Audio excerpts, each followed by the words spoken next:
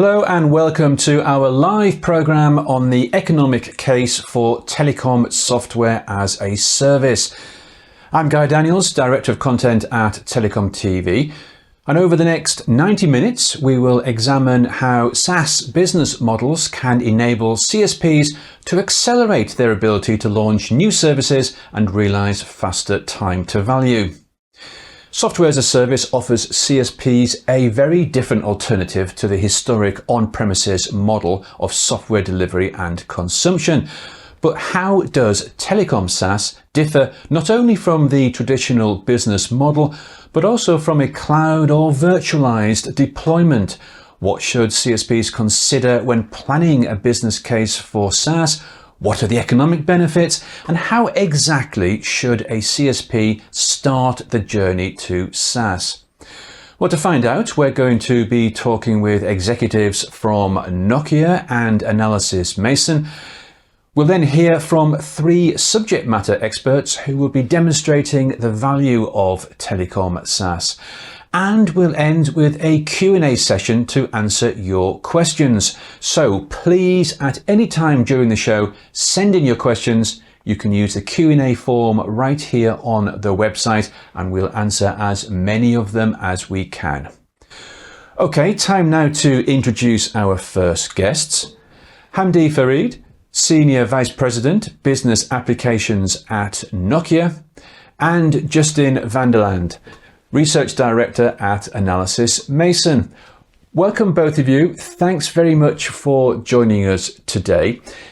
Let me first ask you, Hamdy, what is Telecom SaaS and how is it different from a cloud or virtualized solution as well as from this traditional business model? Let me start with a definition of Telecom SaaS. So Telecom SaaS is about delivering business outcome that is purchased by subscription, that is using cloud-native software that's being delivered through a digital business experience. All of this is done in fully automated way to fit the telecom workload.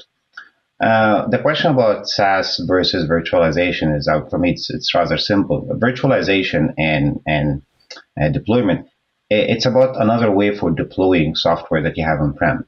SaaS is very, very different. SaaS is about changing the mindset from talking about a feature within a product into talking about a business outcome.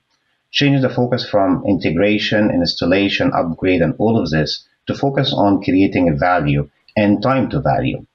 SaaS, in all, it's all-in model that eliminates the need for massive investment upfront and eliminate the need for constant and ongoing upgrade and maintenance. Thanks, Hamdy. So, Justin, what are the factors to consider when planning a business case for SaaS? Well, it's very easy doing any sort of change to just try and replicate what's already in place. I think the first thing you want to consider is how to transform what you're currently doing. It's not just a replication. And sort of SaaS lends itself very much to this in a sense that it is a shared platform. There's probably less flexibility in a SaaS platform than an on-premise one, which means that you probably want to conform to what best practices and what's been built into it in terms of what's going to be implemented. So you've got to have an open mind to go into a transformation play, not just replicate what's going on when you're considering your business case. The conformancy to sort of best practices, by the adoption of a SaaS platform is going to be absolutely critical here in terms of taking the common effort, if you like, across all the users of that SaaS platform to actually implement it within your instance of it. So that's sort of an adoption is slightly different from the previous ones which have been on site. And finally, I suppose the SaaS side of things, you've got to look at the predictability of that project, and SaaS does help this in a sense that it removes some of the complexities in terms of the IT elements associated with it and the implementation and the support associated with that. So you've got to consider all those factors and bringing those together in terms of a far more predictable project, which is easier to implement and more likely to succeed than other on-premise or indeed hosted environments which you may be using instead. Thanks, Justin. And Hamdy, anything else to consider when planning for SaaS? Yeah, I think with two other things that need to be considered. I think that the TCO. So when you're running SaaS, you know that you're running an optimal TCO at any point in time because you only consume what you need. I think that is very, very, very critical for the business case. The second aspect, I think it's Justin also referred to it about the industry best practice. I would argue that industry best practice in SaaS actually is forcing all of us to get rid of our bad habits, and our bad habits has to do with customization and ongoing. It's specialized, customize the software to fit a specific purpose, and that will allow, as Justin said, having a predictable business case. One aspect that may not map to a single number that's part of the business case is the culture. SaaS bring a mind shift, bring a different culture that service provider when look into this, that need to be part of their planning. And Justin, we've discussed how SaaS is different, but what are the exact economic benefits of SaaS versus other alternatives, say, looking at a period of 3 to 5 years? Yeah, I mean, it's very easy, and I think the mistake that a lot of people make is they compare SaaS directly with sort of software licensing. And of course, this is only a small bit of the total cost. That's like, you aren't comparing apples with apples. SaaS, of course, includes licensing for software, but it also includes all the IT setup, the purchase of that hardware, or indeed services for virtual machines, etc. It also includes all the setup and testing of that environment and the upgrades that go with that. And so there's an operational element which comes into it. It also provides the ability to get hold of the experts in the application and how it's been implemented. That's what the SaaS guys do. So you aren't just buying into that model. And in addition, of course, and I think one area which everyone always forgets is over a 3 to 5 year period, you're probably going to be upgrading multiple times in terms of that software. And it takes that stress and strain out of the business, all the testing and security that goes with that. That is all built in to that SaaS offering, and you don't have to worry about it. So these are all factors. But overall, there's one vital bit which comes on top of that, which is, of course, it's enabling you getting to implement your project a lot faster and a lot more flexibly than you would have done with an on-premise or indeed more complex hosted environment. Okay, thanks, Justin. And Hamdy, do you see the same benefits as we've just heard from Justin? I do. Actually, the number one for me is the time to value, which is what Justin highlighted. On top of that, if you look at the agility, so SaaS allow service provider to be much more agile in how they operate and how the address market change. I think that this is a common part that we all accept right now is change in our industry. Another thing that I think is one of my favorites is the experimentation factor. Not sure if that's an actual word, but having SaaS with low cost of entry, having a SaaS that service provider will be able to try out new ideas, try out new concepts without the burden of having large investment upfront. That allows the service provider to be innovative and creative in what they do. Good points. Thanks, both of you there. Well, let me also ask you, Hamdy, why is now the right time for communications business applications to move to SaaS? I love the question.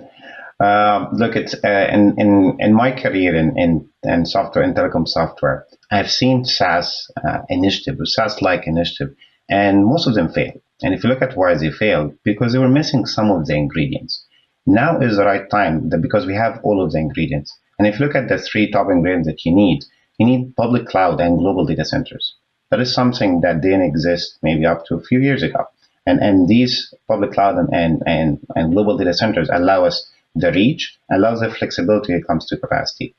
Second, the software itself, cloud native software, and the next generation of software that's available right now does not fit nicely for SaaS offering. And last but not least is, let's say, the myth or the concern that our industry had against the infrastructure. The claim that there is latency is questionable, security is questionable. In the last few years, there have been so many advancements that this is not the case anymore. So between these 3 building blocks or 3 ingredients, I believe that now is the right time for SaaS. Thanks, Hamdy. And Justin, let me focus a moment on 5G and the new ecosystems and business models that 5G enables. Can SaaS help here as well? Well, I think so. I mean, 5G is probably the biggest thing going on at the moment in terms of driving change within the sort of IT environment and telecoms. So I think one of the key things about 5G is that there's a lot of unknown sort of elements to it. It's unknown in terms of the services which are going to be successful. It's unknown that what technologies are actually going to be needed to go and implement certain things. And there's a sort of competing number of sort of standards which are at play still as well. So going back to an earlier point, the ability to be very agile and be able to deal with those complexities which are coming down the line and change swiftly to take advantage of them is very important. And SaaS really lends itself very nicely to do that. So 5G services can be experimented with very easily. They can be brought up and obviously stopped and started some other area very easily as well. So I think that the SaaS model really does lend itself to that sort of experimentation and allow for operators to maximize the most they can get out of the 5G services which they're going to be supporting in the future. Okay, thanks, Justin. So, Hamdy, in your opinion then, which areas or use cases would be a good starting point for Telecom SaaS? Okay, at some point in the future, I believe that all telecom software products will move into SaaS. Okay, and the evolution and the roadmap for that move and that evolution will happen based on two dimensions. First one is the service provider comfort level. Service provider need to be comfortable to go to SaaS. Second, the short-term benefit for that industry use cases that's being deployed as SaaS. Later on in the program, you'll see 3 demos for 3 services that we have developed and rolled out to the market, which fits these 2 dimensions. You will see Isim Secure Connect. You will see AVA in WDAF, a Network Data Analytics function, and you'll see NetGuard Cybersecurity Dome. For Isim Secure Connect, what you'll notice it is a brand new technology. It's a brand new field for service provider, and the market is changing quite a bit. And that's where SaaS comes in, and it's in the comfort area for service provider to go with SaaS. The other product in WDAF, Network Data Analytics function, in the heart of the product, in the heart of the service that we're building, we're collecting data from the network and we're coming up with insight. Using SaaS and having that aggregate data coming from all sources, coming from all deployment out there, will make the insight much more stronger. So the service provider will see benefit very quickly. Last demo that we're doing is a cybersecurity dome, and cybersecurity is a changing field. It changes almost on an hourly basis. So having SaaS deploying this service as a SaaS will allow the service provider to take advantage of the AI models that we are training in almost in a real-time fashion. So this is the area, and I believe these two factors, the comfort level as well as the benefit coming from the SaaS. All in all, if I look at the entire stack, I see right now that analytics, customer experience, and security orchestration will be the first wave, which is what we see with our product. Second wave will be demonetization. And third wave, not too far behind the second one, will be the operation stack. And Justin, any other use cases or areas where CSPs could start their SaaS journeys? Yeah, no, I agree with Hamdy completely. I mean, in terms of the sort of areas, I think he's picked out the more obvious ones there. And certainly, and obviously, we've seen the uptake of SaaS primarily within BSS, and as it moves slow towards the OSS area. But I think that the key point here is that this advantage of having a shared platform used by multiple people, and that sort of Wikinomics approach, whereby a shared resource enables a benefit for everyone who's using it, makes perfect sense. And so obviously security drops directly into that. Fraud is also another one which also drops into that equation as well, by the nature of it. And of course, the nature of SaaS solutions and what makes them successful is that ability to create that ecosystem built around them. And that development capability isn't going to be entirely orientated by the actual vendor necessarily. It might be by partners that they actually have associated with them, or indeed by the operators, CSPs or enterprises associated with the services as well. So I think it just opens up that possibility, open up far more possibilities with a SaaS-based business model than it would do for an on-premise one, and allows for that Wikinomics, if you like, to actually approach it. Well, let's now try and sum this up and bring this all together. Justin, you first. What's the main message to CSPs? What are your key takeaways? Well, I think the sort of first one is that it is the growth area for many software vendors, not just necessarily in the telecom space, but across the board. And the reason why that is, it's sort of simple. It's simple both for the vendors and for the people who are customers who are buying it, and it requires that ongoing relationship to be in place. So it's very much favoured, by consumers of it. And incidentally, of course, investors do like it as well. It's a very different business model in terms of supporting it. So I think that's the first thing. It's that simplicity of delivery. It also improves the reliability of the software. It enables those changes and upgrades and all those things which go ahead and quite often trip people up with on-premise environments actually just get reduced. So it's far faster in terms of supporting issues that go wrong or performance issues associated with that. And there's a very clear demarcation, whose actually issue it is. If it's on premise, you might be finding it's an internal issue, etc. So that speed to repair any issues that come up is also very important. And finally, just on this last point I was just sharing, it's a community effort. The ecosystem is a very important aspect to allow for multiple people, to allow for that crowdsourcing of technology and ideas to come together. And I think those are sort of three key areas I put around a SaaS-based offering. Excellent. Thanks, Justin. And Hamdy, let's have your key takeaways for Telecom SaaS. Telecom SaaS provide the service provider with the agility that they require to meet the market demand right now.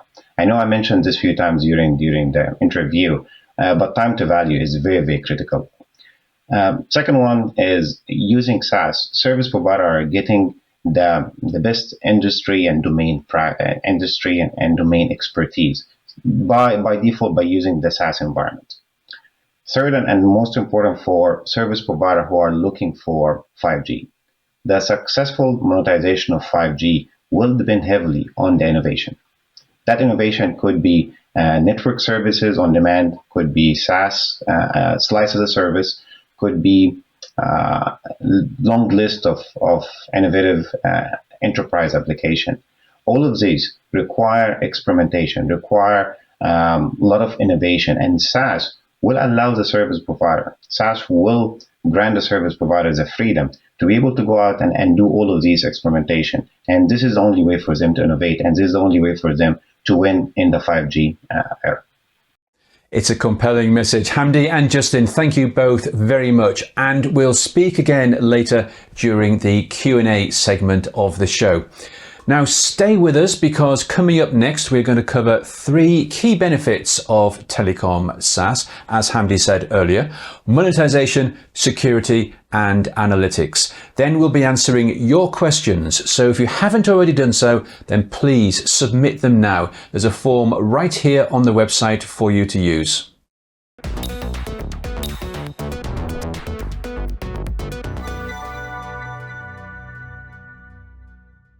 Okay, so let's now look at the first of those 3 aspects of Telecom SaaS, and that's security.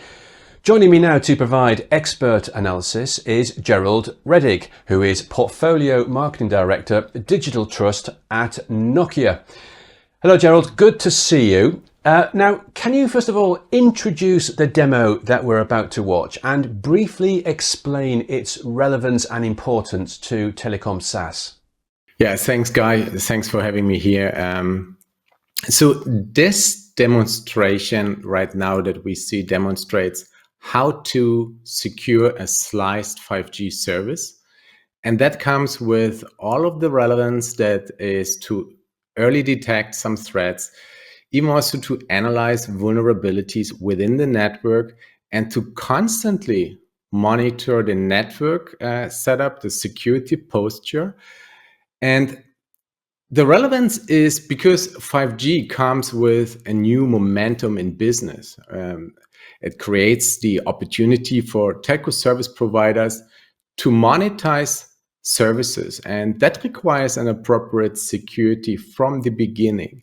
So with all of the legacy tools that we know from 3G and 4G, that cannot cope with the security requirements that are needed for a very flexible services setup that gives the freedom also to define different service level agreements. So yeah, with this, telco services have these capabilities with this demonstration to understand how that works in a best practice example. And that's exactly how we will create here a new momentum for service providers to monetize security as a service, but also to bring this security capabilities into the services providing for their enterprise customers.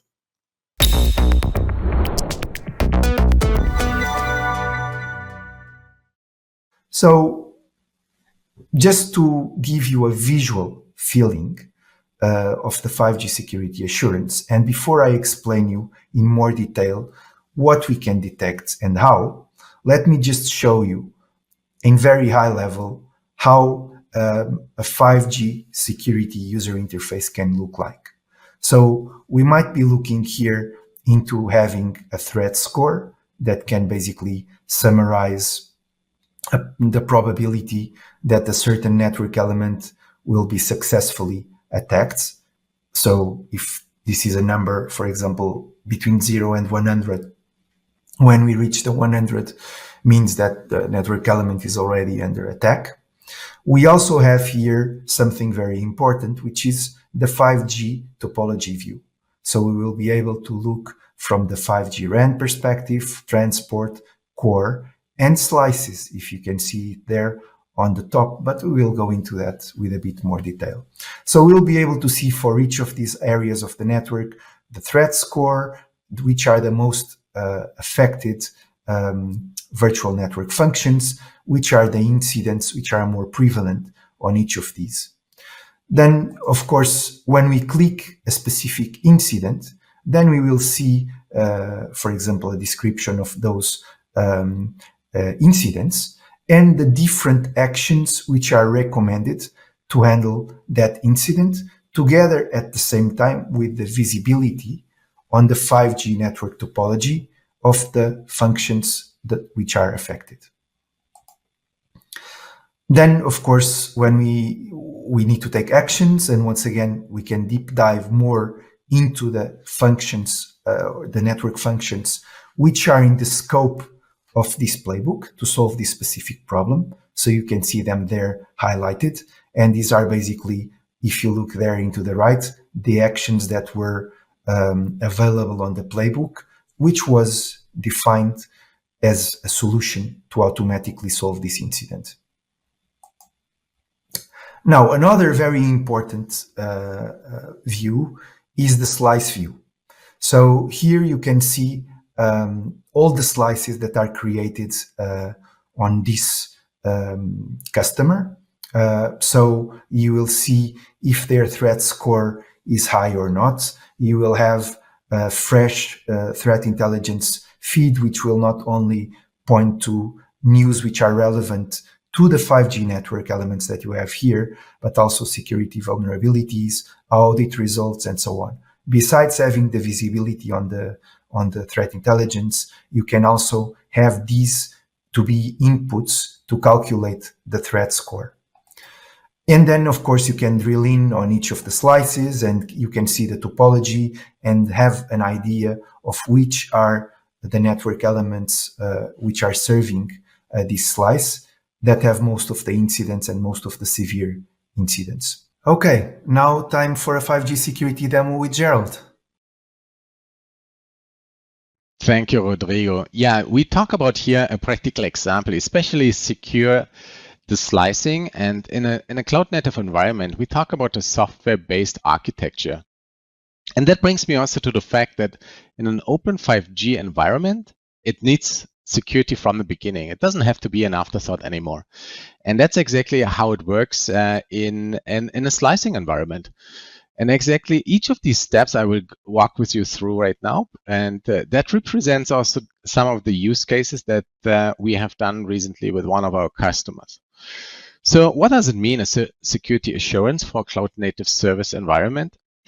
So first of all, it starts with the engine to deploy an software-based environment with all of this composable network and service resources. It has this virtual network functions in a very cloud infrastructure environment.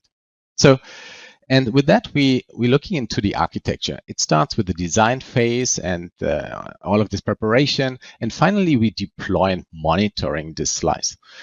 So in our case here right now, we look into a practical example from V2X telematics service for an enterprise that a service provider provides a service to an enterprise. It's dealing with a race car company and looking for a sliced service to ingest all of the telematic service of the particular cars. So what we see are different parameters that are necessary to define. And in our case, we're focusing here purely on the security parameters. And what we see here is a concrete example of what kind of parameters are ingested. So here, the zoning concept, for example, or the infrastructure and orchestration security, access control, audit compliance, even also the separation of different certificates, encryption, and finally also endpoint. And when it comes to endpoint, that reminds me also to look into our threat intelligence report from Nokia, because it gives some insights about all of the upcoming threats and malware right now. And especially also it highlights the Internet of Things IoT devices that are completely under attack right now. And just to give you a KPI, in the last year, from 2019 to 2020, we have seen a 100% increase of infection rates purely for the IoT devices. So a good reason also to protect the security from an endpoint. So then it starts to design and finally the deployment and monitoring of these service. And here we see actually that the company is dealing with race cars, takes benefit of this particular slice, and it goes into execution in a new virtual environment for security functions, including the chaining, also the allocation, and finally also the isolation for this particular security service. So with that, we see a company here, in our case, it's Charged Racing, and the person on the right-hand side is the IT administrator. So in a cybersecurity dome, which comes from Nokia, it provides the security as a managed security service, as a security as a software. And it's an easy way actually also to monetize security. And that brings me back also to the handout section. So if you want to hear more about this, look into the handout section and download the monetization handbook, because that gives a bit more insights about how to monetize 5G security services. All right, but now actually we look into how to protect the slice in a 5G environment with the right tools that are XDR driven. So this table here represents the group of different sliced services, and we see here the entertainment, healthcare, and industry. Industry here right now indicates a high risk index, and now it starts actually that the security operation team has to start an execution to look into what is the root cause of this increase of risk index. Nailing down, the security team will realize it's an automotive service that has this increase, and here we see actually the cloud core is the root cause, and in particular we see the communication between two network elements, the data center 07 and the gateway 11. Here the software has detected an anomaly and sent this information to the security analyst from the service provider, but also to all of the enterprises that are benefiting of the service, to give this information to our IT administrator to start some enterprise security actions out of this incident response plan. But we continue to look into the service provider view, and here especially from the security operations center. And what we see right now is the software actually starts the analytics to understand that the root cause of this anomaly detection was an employee that has the privileges to send data or ingest some data. And here in our case, it's J14, who did some anomalies in the last 24 hours. So after the analytics came from the software, it gives us a recommendation of the next upcoming mitigation processes, because these are the KPIs. So an early detection, then ideally to eliminate the decision-making time, and then also be fast on a mitigation time to reduce the cost of breaches.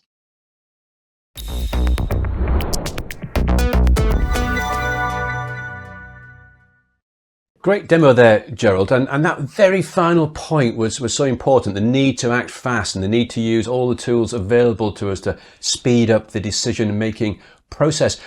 Just like to ask you briefly, Gerald, is that the case that currently this process is a little bit too slow? Oh, yeah, that answer comes with a clear yes. Because what we currently see, especially also in a telecommunication service provider environment, the security operation teams are still dealing with legacy tools coming from 3G, 4G environments, disparate tools that have separate mode of operations, and there's no efficient way in processes and tools actually to cope with the new requirements that are coming with 5G. So just a quick look into how threat actors actually are behaving right now. So what they do is they building an army of botnets for DDoS attacks, combining often them also with ransomware attacks on the critical infrastructure. Another example is banking Trojans. Recently, you can find much more insights in Nokia Threat Intelligence report. But these banking Trojans are, from a year-on-year comparison, have an 80% increase. And that's because mobile banking is so famous right now and very popular, and that you and I are using mobile banking. So all that attacks that we see in 5G right now have more speed, they come with more intelligence and much more automated processes. So cyber criminals using all of these tools right now, and in average, a cost of breach and these days is $4.2 million US. So that's huge, and service providers facing a complete new momentum with 5G to monetize and creating new business. So they need also the tools actually to detect earlier threats, to analyze vulnerabilities, and then finally also to automate processes to start the remediation. So, and all of this need to be considered from the beginning, from the telco service providers, to cope with the requirements that are coming for 5G services, to offering them to their enterprises, to their enterprise customers, and that's relevant and that's key. So that's what I would expect also from telco service providers, to renew the security architecture for 5G. Okay, well, thanks very much, Gerald. And you'll be joining us later for the audience Q&A, and I'm sure we're going to receive many more questions on security. So we will see you again very soon. Now, our second presentation covers analytics. So let's now watch the demo that has been prepared by Anna Karina Pietila.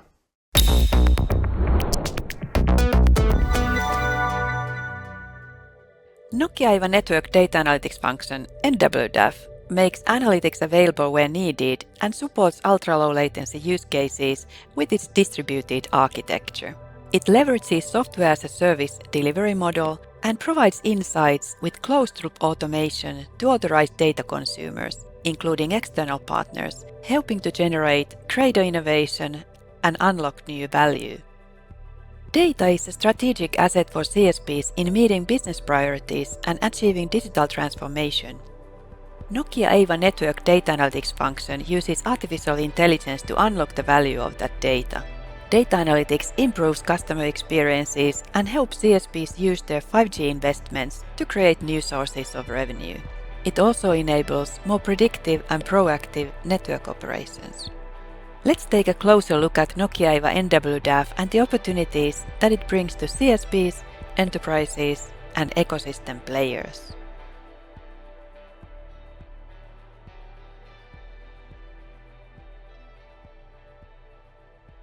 Nokia IVA NWDAF collects data from 5G core network functions, performs analytics, and provides insights with closed-loop automation to authorized data consumers. Using open APIs, CSPs can share NWDAF insights with an ecosystem of partners and jointly create valuable propositions. The NWDAF defines how data is saved and accessed and includes support for analytics models applied to operational processes, charging data analysis, and data monetization opportunities.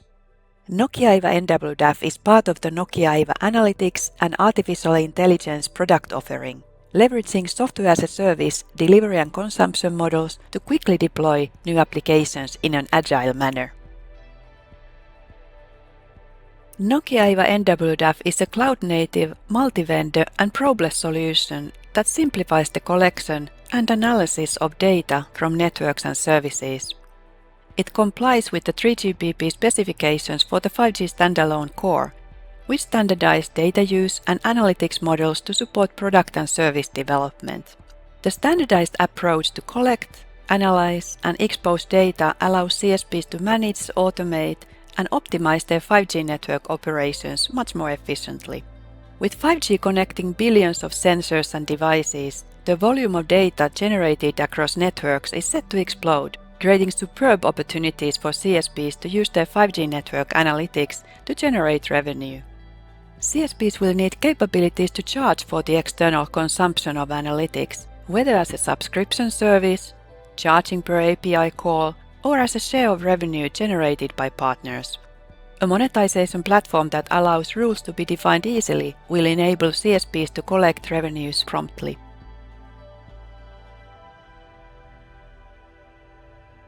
The Nokia architecture includes an edge NWDAF co-located with core network functions and a central NWDAF. Many of 5G's most exciting capabilities involve very low latency use cases at the edge. The edge NWDAF serves ultra-low latency use cases, providing near real-time analytics at the network edge to optimize the user experience for ultra-low latency use cases, thus creating new revenue possibilities with partners and customers. The central NWDAF serves use cases which do not have real-time requirements and includes functions such as the data and machine learning models repository for the continuous training of machine learning models. The architecture also helps to boost CSP productivity by providing insights directly from the NWDAF, as well as indirectly by feeding insights to CSP tools and processes. AIVA NWDAF also enables CSPs to move towards operations driven by artificial intelligence. Insights about current or predicted quality of experience could also be fed into service assurance or slice design processes, as supported by Nokia Assurance Center and Nokia Orchestration Center. Nokia AIVA NWDAF security and data privacy includes strict user and application access authorization to the data, as well as data anonymization. In the enterprise domain, promising use cases range from autonomous vehicles and robots to 5G drones, while cloud gaming will create consumer demand for low and consistent latency for an enjoyable user experience. 3GPP standardized analytics services address different use case groups according to the intended data consumer, such as device-related analytics, service experience analytics, and load and performance analytics. Nokia AIVA NWDAF offers a catalog of use cases for easy deployment. Network performance and reliability are critical for many 5G use cases. NWDAF supports the various 5G use cases by enabling CSPs to offer predictive insights to their partners. Autonomous vehicles, delivery robots, and 5G drones are prominent examples of use cases needing predictive quality of experience. The automotive industry is developing connected, cooperative, and automated driving applications that rely on network support for connectivity with a specific quality of experience. Mechanisms that support applications to adapt their behavior in case of possible quality of experience changes in the near future require in-advance notifications about upcoming changes, and NWDAF plays a key role here. Cloud gaming requires low and consistent latency to ensure an enjoyable user experience. CSPs can, for example, share near real-time network performance predictions so the gaming experience can be managed consistently across networks. This creates opportunities such as value-added service to cloud gaming companies or to individual gamers as part of a gaming-themed 5G plan. Drones for public safety or distribution rely on 5G connectivity and low latency not just to live stream video, but also to calculate drone position, provide situational awareness, avoid collisions, and receive instructions from a remote operator. Near real-time and predictive insight into network performance will be essential to ensure the drone can operate safely and as expected.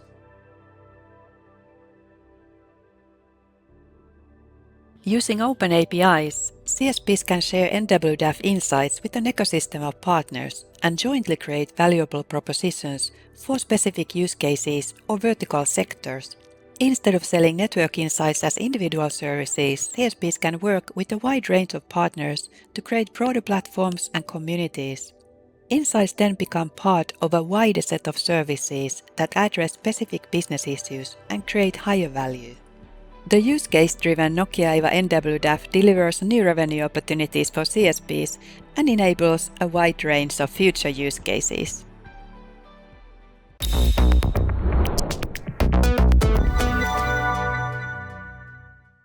And don't forget, any questions you have on the analytics use case, then please send them in to us using the form on the website. For our third and final presentation, covering monetization, we are joined now by Jishnu Dasgupta, Technology Marketing Business Applications at Nokia. Hello Jishnu, good to see you. Now, can you introduce, please, our third and final demo and briefly explain its significance to telecom software as a service? Thanks. So this demo is primarily about monetizing Isim and Isim as a root of trust, basically creating a secure digital identity that is both unique and universally verifiable.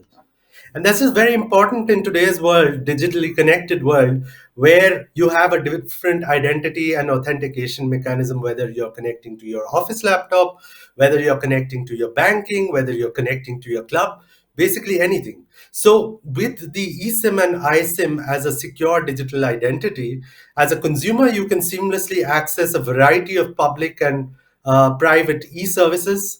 And this secure digital identity can also be used in the machine world.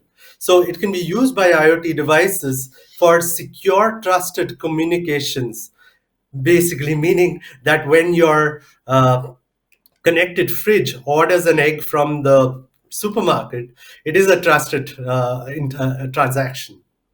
So today in this demo, we'll be showcasing Nokia's new iSIM Secure Connect solution.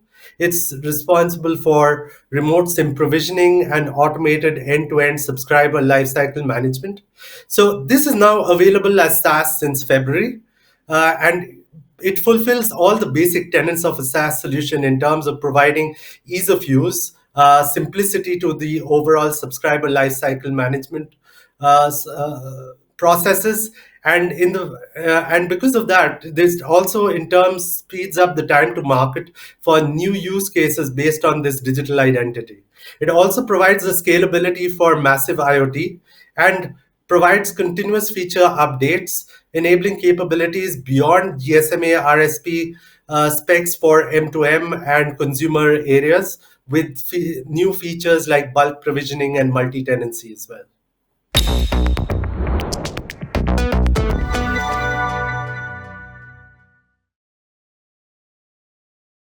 The SIM card has evolved quite significantly over the past around 2 decades. It started with mini SIM, then micro SIM, then nano SIM, but as the world is getting more and more connected, these removable SIMs are no longer the best option. So that's why the embedded SIM was introduced a few years ago, and just recently the integrated SIM as well. And as their names imply, the eSIM and iSIM get shipped together with the device and provide the flexibility of remote subscription activation. And still to continue on the IoT side, the eSIM-enabled drones are especially on the rise and will be in the coming years as well. So there are a number of use cases out there that can really demonstrate the power of eSIM and iSIM when combined with 5G and IoT. So we chose a winter sporting event because it is a great example for connectivity-intense scenarios. And in such cases, depending on the various device types and their scope, the subscription parameters must be tuned according to the network requirements when it comes to device onboarding. So how can we onboard and manage all these subscriptions, especially when it comes to really a massive amount of devices, like in this case, a temporary event with full of high-tech solutions and so on? So this is where the Nokia Isim Secure Connect product comes in. It allows CSPs to really streamline the entire lifecycle management process, with also the aim to support the on-the-fly profile generation via pre-built templates by CSPs. And when it comes to subscription rollouts and revenue streams, CSPs can monetize the Isim and Isim for enterprise IoT by offering the service to them via APIs. So this way, the enterprises can request profile generation and profile download through the API integration on their own dashboard. And that's what we are going to demonstrate now. So really think as network as code principle. The subscription provisioning can be integrated in the enterprise's own workflows. So in this case, the enterprise is called Winter Games Corporation, the event organizers who are responsible for a Winter Games event like this. So the enterprise can set the needed amount of various subscription types that belong to different network slices, associate these to the respective devices, and then download and activate all of these in bulks. By the way, we are using profiles and subscriptions quite interchangeably throughout the demo, but essentially we mean the same thing. So once this rollout is over, the enterprise can view the list of devices, their statuses, and so on, all of the information that is related to them in their dashboard. So in case of any failures with device subscriptions, the Isim Secure Connect has capabilities to solve such problems. And to demonstrate it, here we give an example with the steps, which are the following ones. So first of all, we receive a failure notification in Isim Secure Connect while the M2M device switches to the bootstrap profile and keeps on working. After identifying the actual problem, which in this case is the permanent loss of connectivity, we solve the problem by removing the inactive profile and then re-download and activate the new subscription profile on the device. So that's one example of quick troubleshooting. And we can see on the dashboard that the problem with the broadcasting screen is now solved. Now, when it comes to potential cyber attacks, what we do, we rely on the overarching security monitoring through pre-integrations with Nokia Cybersecurity Dome. So this Cybersecurity Dome can monitor the overall API usage of Isim management, for example, but it can also continuously search for any hacker attacks. So, to give an example, if a set of devices, in this case drones, become target for hackers, the Cybersecurity Dome can trigger an immediate mitigation action in our Isim Secure Connect. And the steps that we do are as follows. We download a temporary slice profile on the drones and switch from the operational profiles to the temporary slice profile. Then, after resolving the issue, we switch back to the operational profile and then reactivate it.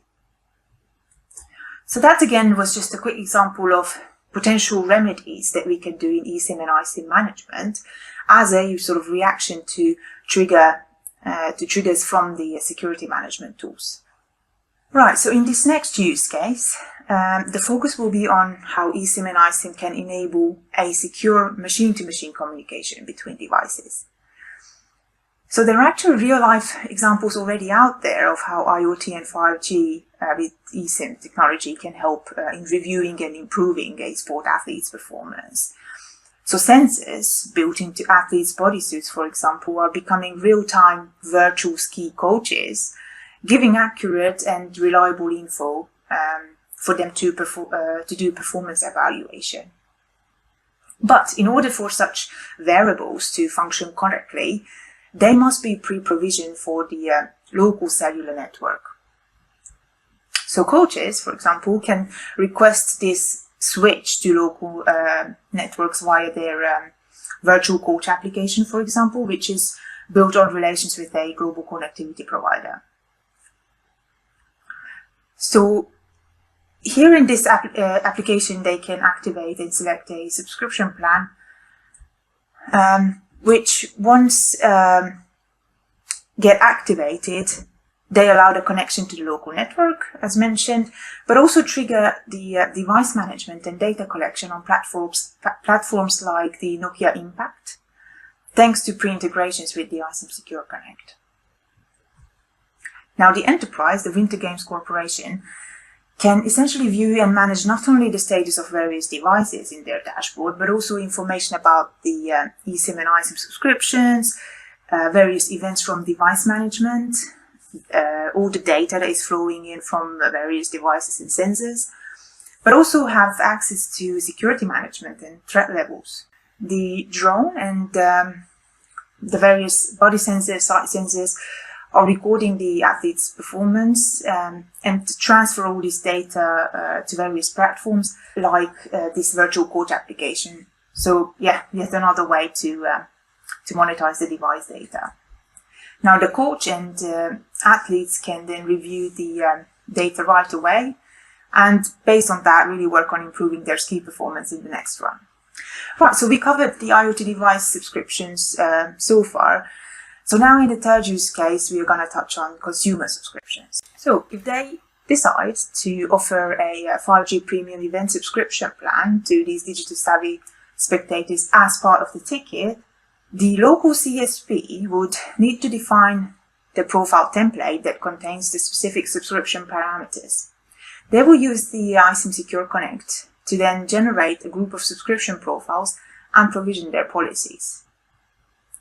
So when the consumer then buys the event ticket, she sees that it includes the 5G subscription plan, which she can activate on site through a generic QR code when she gets there. So she scans that QR code to trigger the subscription download and then activates it, which then allows her to access additional benefits like live HD streaming. In addition, thanks to her dual iSIM device or dual eSIM device, for that matter, she can have two subscriptions active at the same time. So this 5G premium event plan that she just activated, but also her home country subscription can stay active. So in summary, let us just look at some key takeaways. Firstly, faster device onboarding, thanks to all the integrations with different other systems for Isim Secure Connect in this case, or the smooth interoperability testing and the automation that we're building into the product available in SaaS model. Secondly, the enhanced device security is another important thing to mention. That's thanks to the GSMA standards compliant management, together with the highly resistant nature of the eSIM and iSIM, which is then enabling these technologies to act as root of trust in M2M communications. And thirdly, we are supporting new CSP business models to help them monetize the eSIM and iSIM.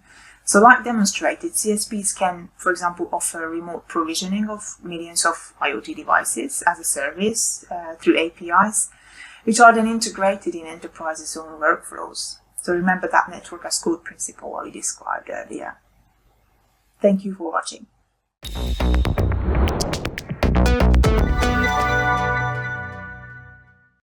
Okay, thanks for the presentation there, Jishnu, and three very clear takeaways at the end of that. I do have a quick question for you before we get onto the audience Q&A. I'd like to ask, what's the difference between an eSIM and an iSIM? Because they were both mentioned throughout that presentation. And also, how prevalent are these in the market today? Are we just at the start? Is it likely that we'll see a move away from the more traditional physical SIMs? Yes, and with every generation of SIMs, I think the thing which comes to mind primarily is the SIM is dead, long live the SIM. So the first three generations, primarily from the SIM to the mini SIM to the micro SIM, it was all about form factors. But from eSIM and iSIM, there's been a little bit of a revolution. And the fact is that these are basically remotely provisionable. You can have multiple operator profiles which can be built on it, and it basically allows devices to be onboarded at any time, anywhere, without any sort of specific service provisioning on the network. So basically, you could have any place where you have existing cellular coverage, you will be able to onboard your device. Now, the difference between an eSIM and an iSIM, of course, eSIM you would have heard over the last couple of years when handset manufacturers like Samsung and Apple brought about eSIM compatibility on their flagships. And eSIM is basically a physical SIM which is hardwired onto the device and which can provide these capabilities of remote SIM provisioning, multiple subscriber profiles, etc. In contrast with eSIM, iSIM is the next generation of SIMs. And with iSIM, what we are seeing is that it will be basically a software-based SIM, which is implemented on a system on chip along with a cellular modem onto a single chipset, which will be incorporated or embedded in devices.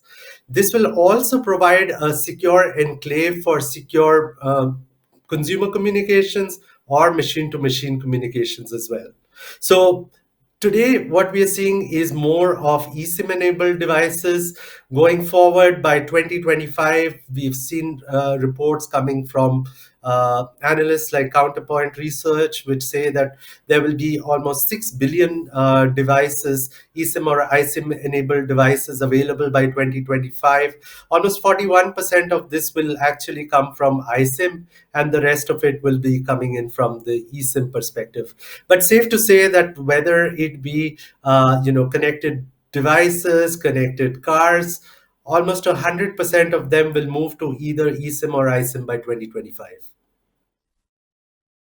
Great, Jishnu. Thanks very much for explaining that for us. Well, stay right there because it's almost time for the Q&A. And a final reminder to our audience to send in your questions. Don't leave it too late. We only have about just over 30 minutes of the program remaining, and you can use a form here on the website. It's just below the video player window. Right, let me now reintroduce all of our guests who are ready and eager to answer your questions. So let me welcome back Hamdy Farid, Senior Vice President, Business Applications at Nokia, Justin van der Lande, Research Director at Analysys Mason, Gerald Reddig, Portfolio Marketing Director, Digital Trust at Nokia, and Jishnu Dasgupta, Technology Marketing, Business Applications at Nokia. Well, hello again, everyone. Let's get straight into our first viewer question. And here it is, and it's from a CSP. We won't name which one. The question is, we nearly always need to tailor the solutions we receive from vendors. So how can SaaS be commoditized? Or sorry, how can SaaS be customized? Hamdy, let me ask you that one first. It's a good question, and we get asked the question quite frequently. If you recall in the early conversation we had, I talked about having a new software generation, which is written to satisfy SaaS requirements.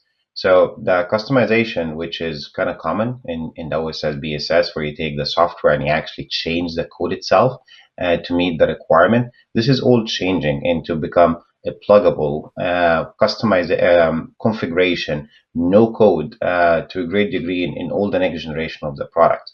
So today I will be able to satisfy most of the local market adaptation using configuration on the system.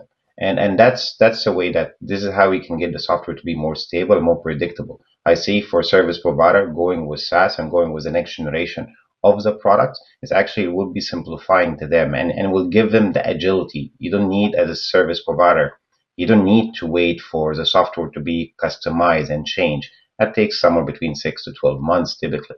Right now with SaaS and the next generation of the product we're bringing out to market, it's just a matter of few clicks. It's a matter of configuring a new services. And this is how I believe the service provider will get the tailor-made part of over SaaS.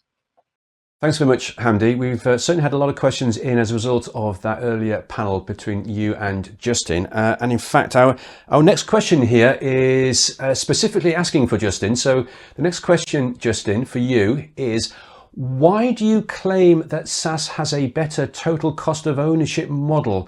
Because CapEx expenses allow me to deduct 25% in the first 3 years. So Justin, I guess our viewer wants to know, why SaaS has the better TCO. Well, yeah, we do get discussions around CapEx and OpEx, and clearly, depending on how your accountant works, you can declare all sorts of things as CapEx and OpEx, no variable. But fundamentally, in terms of the sort of total cost of ownership, I think there are a couple of things worth bearing in mind. Firstly, there's a cost element which we talk about, which is in terms of right sizing your solution set. So you aren't having to build for the end goal. So in other words, if you're building up a service over a 3-year period, you would naturally, if you're procuring that normally as sort of on-premise equipment or software, you would have to right size that from the moment you start out. And building that up in an incremental way through a SaaS-based offering enables you to spend the money as you actually need it in terms of requirements from that perspective. So that's one significant saving. I think in terms of the other savings is that essentially because you're buying a SaaS service which is, from an operational perspective, is run efficiently for you, all the hardware has been tested in terms of with the software and its ability to work and optimize in an optimized way with good qualified staff which are there to support it. All that training, all that integration, all that testing is also done for you from an operational perspective. So you're delivering a far more stable, reliable system which doesn't require all that investment from your part up front to get it working and running. So I think you've just got to be a little bit careful in terms of quite often people will compare literally license revenue against on-premise, but all those other operational aspects, training aspects, and getting it up and running. And of course, overall, not so much a cost basis, but obviously the time to value that you can gain through a SaaS-based offering is significantly better, or generally better, I should say, than ones dealing with an on-premise one. So I think overall, it's quite easy to come up with those sort of numbers. In the longer term, those may or may not tail off. It really depends on what you're comparing it against. But certainly in the first 3 years, we'd see that. And we'd say we'd probably maintain in the longer run. There are many advantages which enable you to maintain that value and indeed ongoing costs for things like upgrades, integration, and onboarding partnerships, which are very much quite often more readily supported through a SaaS-based delivery option. Great, thanks very much for that, Justin. Right, the next question we have received in, Hamdy, I think if I could put this one to you, or at least first put this one to you. What are the key challenges that telcos face when transitioning from a traditional model to Telecom SaaS? How large will the short-term impact be, and what should telcos do to partially offset or mitigate this loss? There will be a change in the mode of operation for service provider for sure. I wouldn't characterize it as a loss. It's a different change in the culture because service provider are used to have the product sitting in their own data centers. They can touch it, they can feel it, they have the team that's supporting it. So the culture of changing and actually leaving this as a SaaS and actually consuming the value instead of owning the product, I think it will be one of the challenges that they will see. The other challenge that they will see, which I've started to see service provider going at it right now, is the understanding and building up the knowledge when it comes to SaaS environment. SaaS environment is not just one type of technology. SaaS environment is built on a long stack of technology, start from the hyperscalers, operation, and so on. For us as engineers, we'd like to understand what's going on inside the box. So service providers, they will be challenged, temporary challenge. I think that challenge will be gone very, very quickly by building up the knowledge in that domain. But I wouldn't characterize that it's a loss. And maybe linking back to a question that you asked me a little bit earlier about the customization, just accepting and understanding there's a different ways of achieving the business goal rather than customizing and changing the product itself. So this would be the change of mode of operation, but definitely not a loss. I don't see a loss. Not a loss. Great. Thanks for that, Hamdy. And as you say, there's quite a lot of commonality between some of these questions and some of the thoughts we're getting in from our audience today. Now, we've just got a question in here on security. So let me, first of all, put this to Gerald. The question is, can SaaS deliver an appropriate level of security for 5G? Gerald, what do you make of that? So, definitely a yes. I mean, we have seen this, that hyperscalers have proved the power of software as a service since years, and they unleashed all of these business opportunities immediately. And even also what we heard, the operational efficiency. So now as communication service providers are starting and look at all of these many opportunities to have this software delivery model and then also this consumption model. So although we hear maybe here and there also some concerns, especially from the security operation teams, has SaaS actually enough security parameters, and how does it work actually also from the processes and the connection between the cloud and the on-premise deployment? So the fact is that probably the best fit is a hybrid SaaS deployment model, an approach that we as Nokia offering, because it brings the best of both worlds, the SaaS world, the modern SaaS deployments with a quick setup, and to minimize the effort from the customer, aka the service provider. And on the other side, the traditional on-premise deployment with agents that are preventing and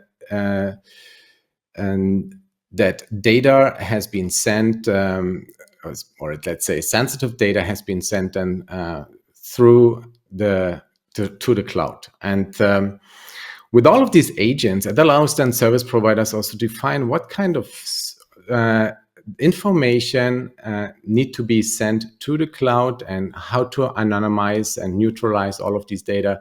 This normalization is key, and that all comes with this hybrid approach, because then you have the flexibility, the speed from the modern SaaS deployment. On the other side, you have from the traditional on-prem deployment the capability that the service provider is able also to keep the secure data under control. Great. Thank you very much, Gerald, for that. Now we have another business case question in. Justin, perhaps I could put this one towards you. Let me read this one very carefully, though.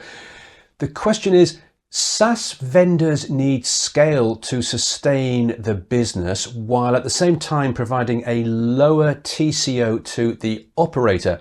Will the vendors realize a cost optimization from their cloud providers and be able to pass this on to the operators, or is there another model to sustain the business case here? It's a good question.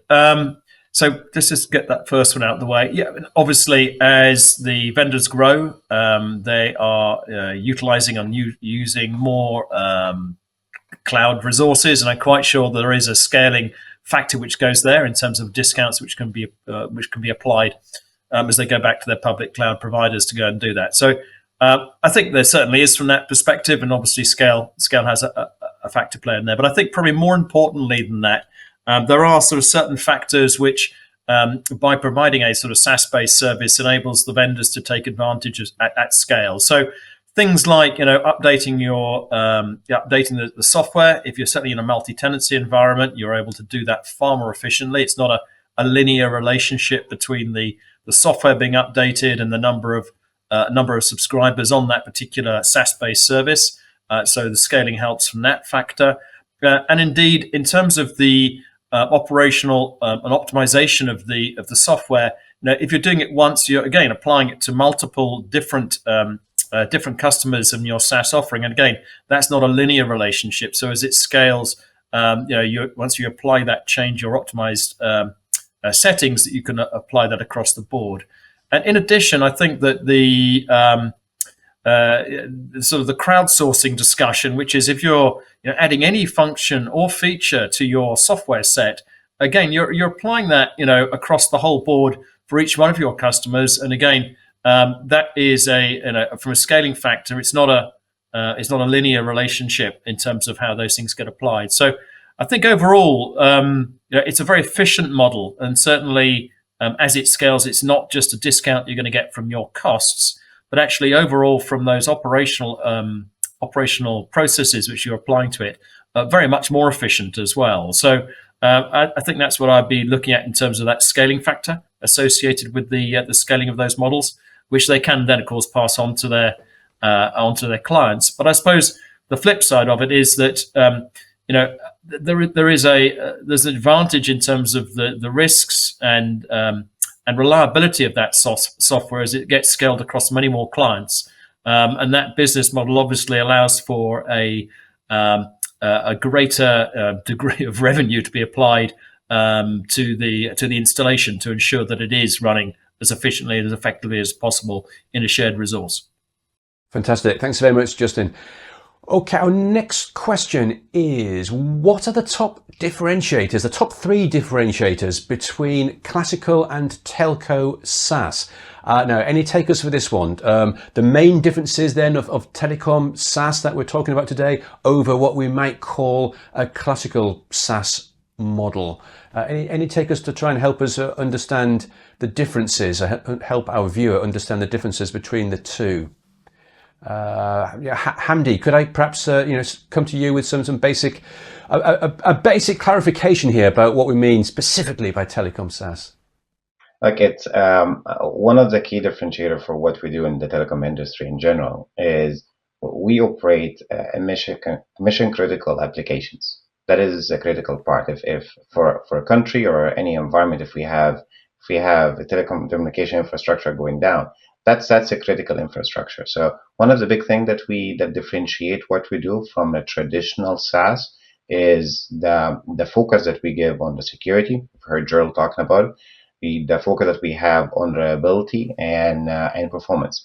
These are the 3 characteristics that are very, very clear differentiator between what we do in Telecom SaaS and a generic SaaS application that's running out there in the web. Great, Hamdy, thanks very much for doing that for us. That's great. Okay, we've got another security question come in. So, Gerald, perhaps I could start by pushing this one towards you. How do you guarantee security of data and transactions? And how specifically does Nokia manage the perceived risk of moving sensitive data to the public cloud? Yeah.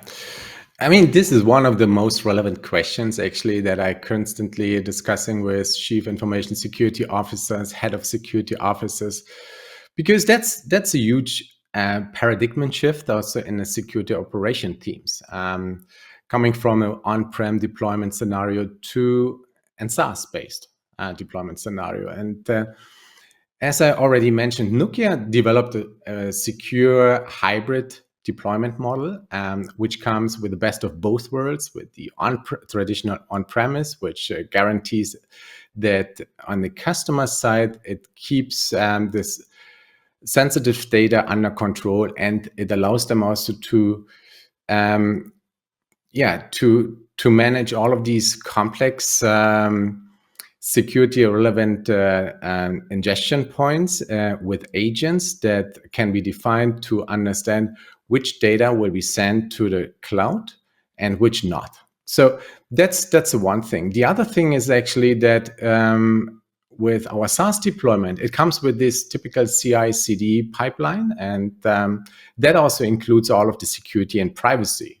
And these security and privacy topics are, for instance, that there is an site-to-site VPN connection guaranteed. So there's actually no routing of traffic through the public internet.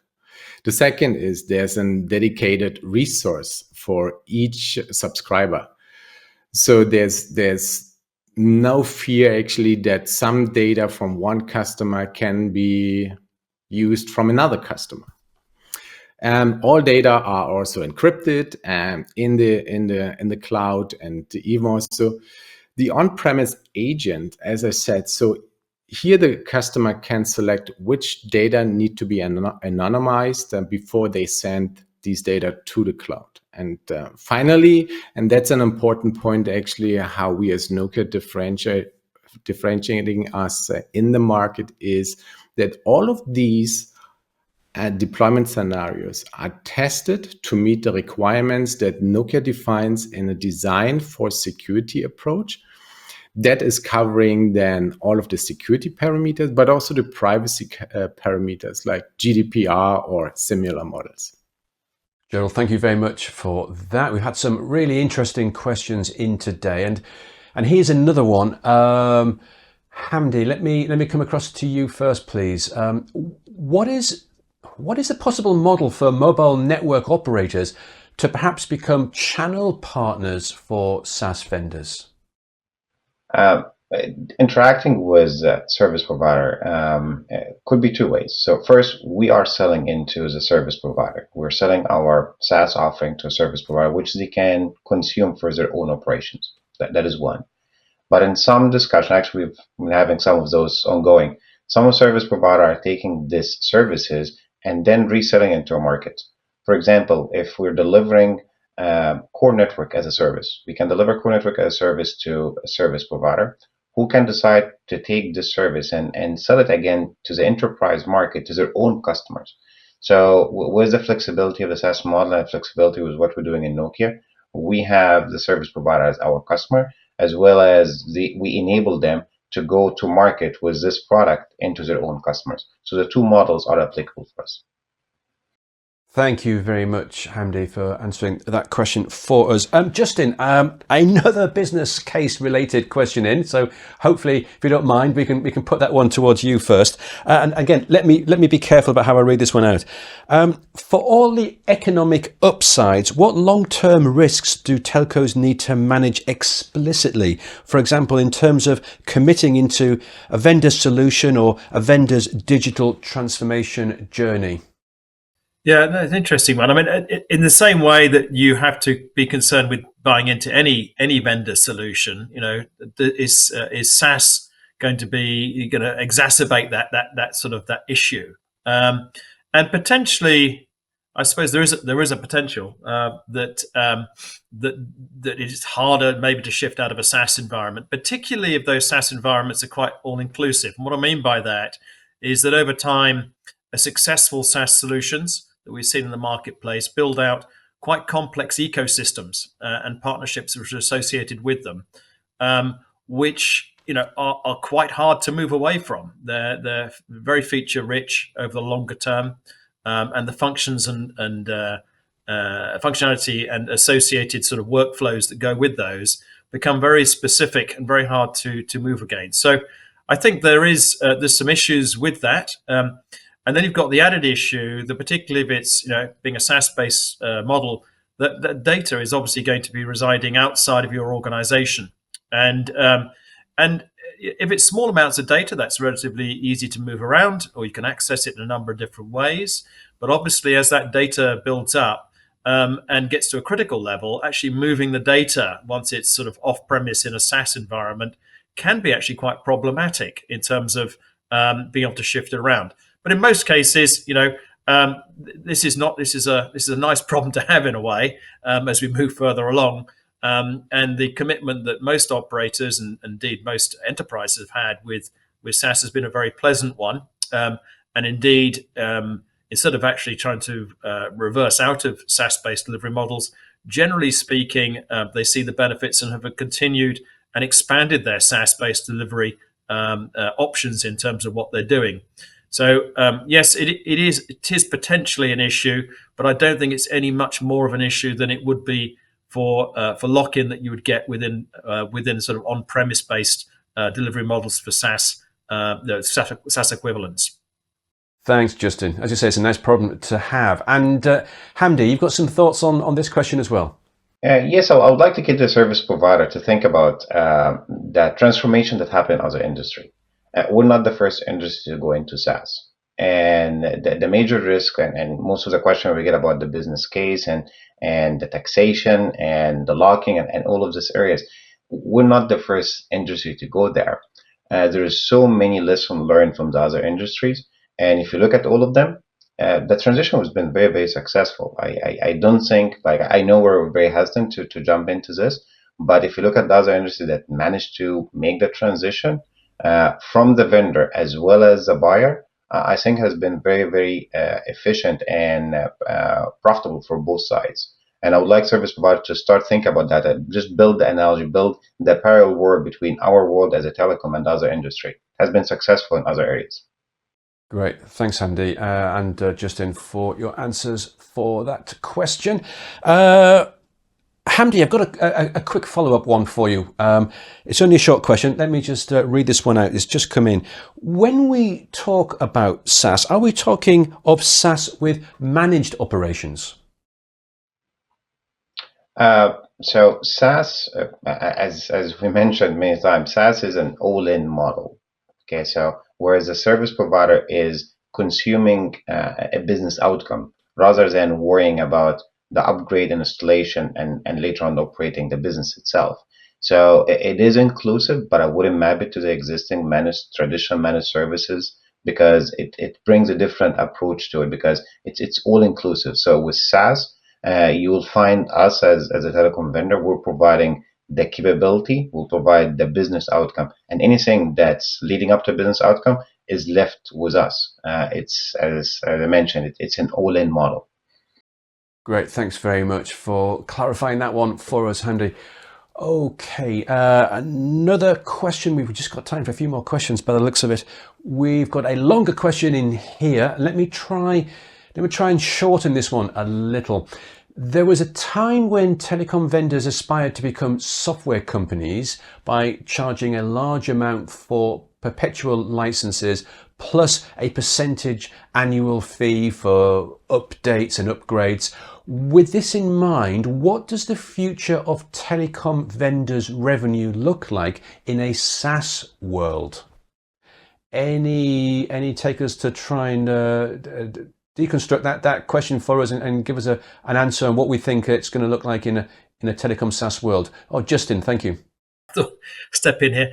Yeah, I mean, I used to be in that business as well. So, I mean, clearly, what the future, I suppose, is this. I mean, an ideal business model, I should say, from a software vendor's perspective, is that yes, you would sell the licenses. There's maybe perpetual or annually renewed licenses. You would then get additional revenues from upgrades and/or maintenance revenue associated with that. The issue you ran into with that, generally speaking, is that particularly as you upgrade your software, you go through various releases, and there is always some resistance. Partly for what Hamdy was saying earlier on, is that there's been a heavy amount of customization which has gone on, and at some stage that software ceases to be up to date, and there's a sort of inflection point as to what you do. Do you upgrade that software, or do you jump ship to a different vendor?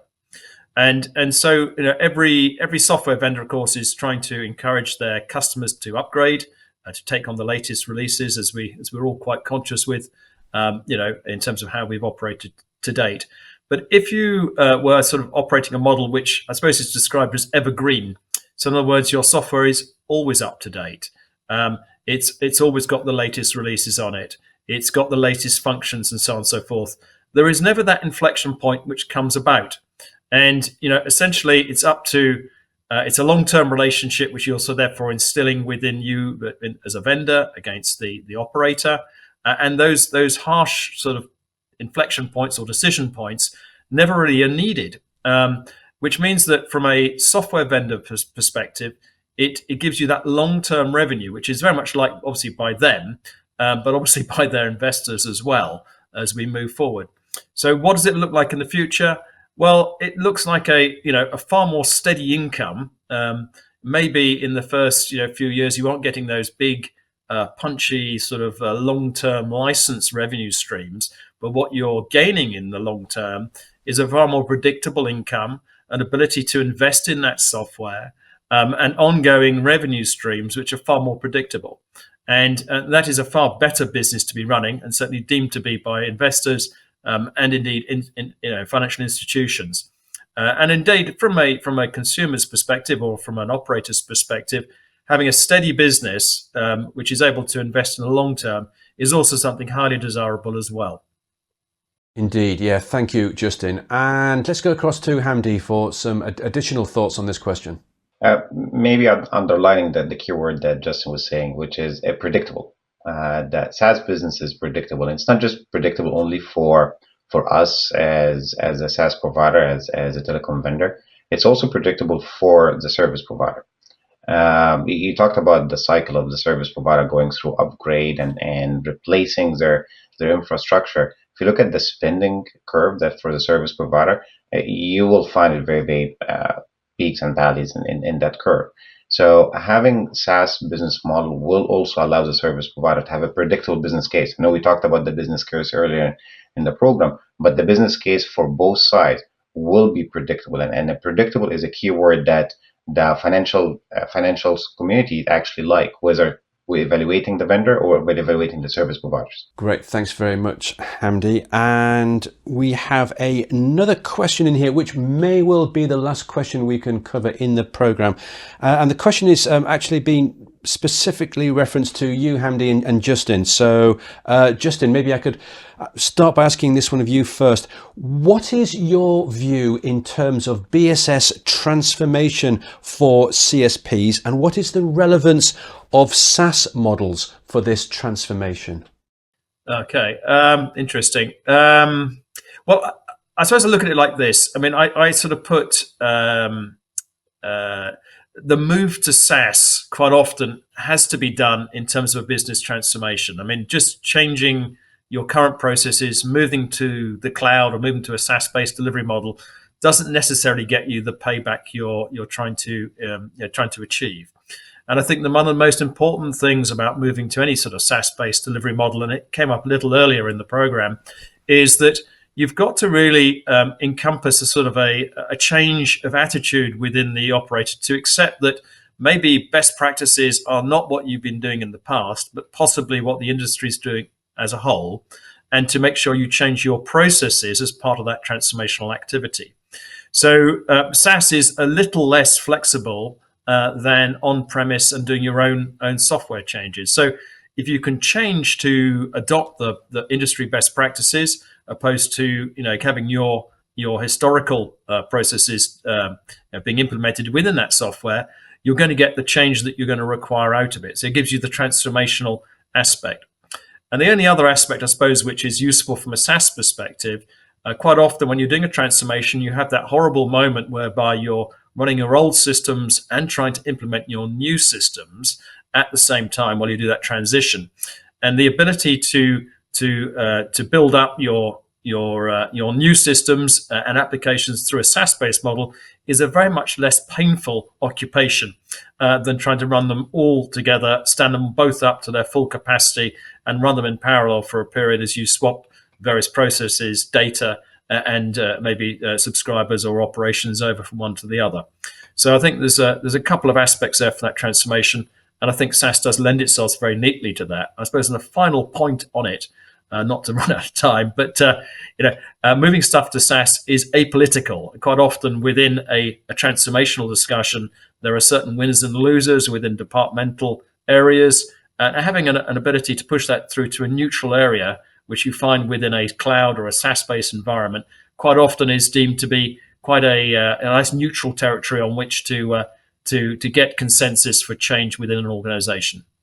Great points. Thanks, Justin. And Hamdy, your views on the relevance of SaaS models in the BSS transformation?